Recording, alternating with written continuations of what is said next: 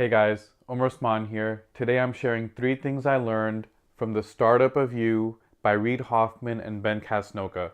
The premise of the book is basically this.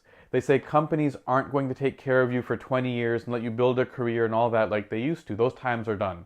So instead, people need to treat their career like an entrepreneurial startup and adopt a lot of the same mindsets that those companies have. So 3 things I learned was number 1, have a permanent beta mindset. What that means that you have to constantly be iterating and improving. See, a lot of people, when they have something like 20 years of experience at work, in the book they say that a lot of them it's really 1 year of experience that's been multiplied 20 times. That's a really scary thought. A permanent beta mindset, though, means that you're always iterating. How can I improve? How can I get better? What's the next version of myself?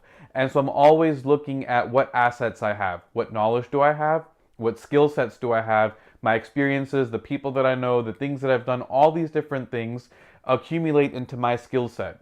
And so I need to constantly be improving those things, learning new things, meeting new people, doing all these different types of things. And that brings us to the second lesson. The second thing I learned was to invest in yourself. And this is something that I've tried to take very seriously. They say that companies will no longer set you up to actually train and develop and do all of these things because most people don't stay in the same job for more than 3 or 4 or 5 years. And so it's not in their interest to train you up for something that's going to be of use 15, 20 years down the line.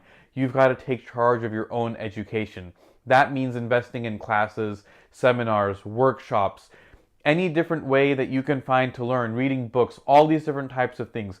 Constantly be in a mode of improvement, but also it's not just a mindset. You have to take the steps and invest in yourself. One thing other than just investing in education, they say you've got to find ways of investing in meeting people as well. That could be as simple as taking someone out for coffee or lunch. It might also mean that if there's someone interesting that you want to meet, that you think you can learn from, fly out and meet them. Have money set aside to meet interesting people, but invest in yourself and in your relationships. And that brings us to the third lesson. The third thing that I learned was to build a professional network.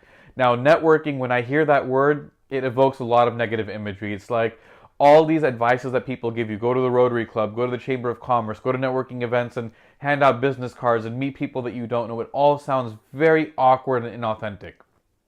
In the book, they say that you have a natural network that you don't realize is really your network. So there's friends, there's acquaintances, there's people that you've met here and there, friends of friends, but people that are naturally within your circle that you can reach out to and talk to.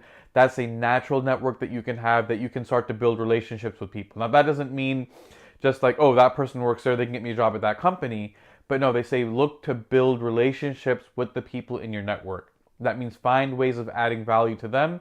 They'll add value to you in return, and it's an actual friendship or relationship. One other thing that comes with building your network is also making sure that you've put people that are close to you that have your best interests at heart. And that means it's not just your network or friends that you go to for advice, but it's making sure that you strategically have 5, 6, 7, 8 people that are close to you that are always thinking in terms of what's best for you. And you go to them, you get their advice, you get their help, and you help your career move forward. That's the 3 things I learned from this book. Please make sure you subscribe to the video. We put up at least 1 new video every week. We've got a link to the book and more resources down below in the description, so check that out. I'll see you in the next video.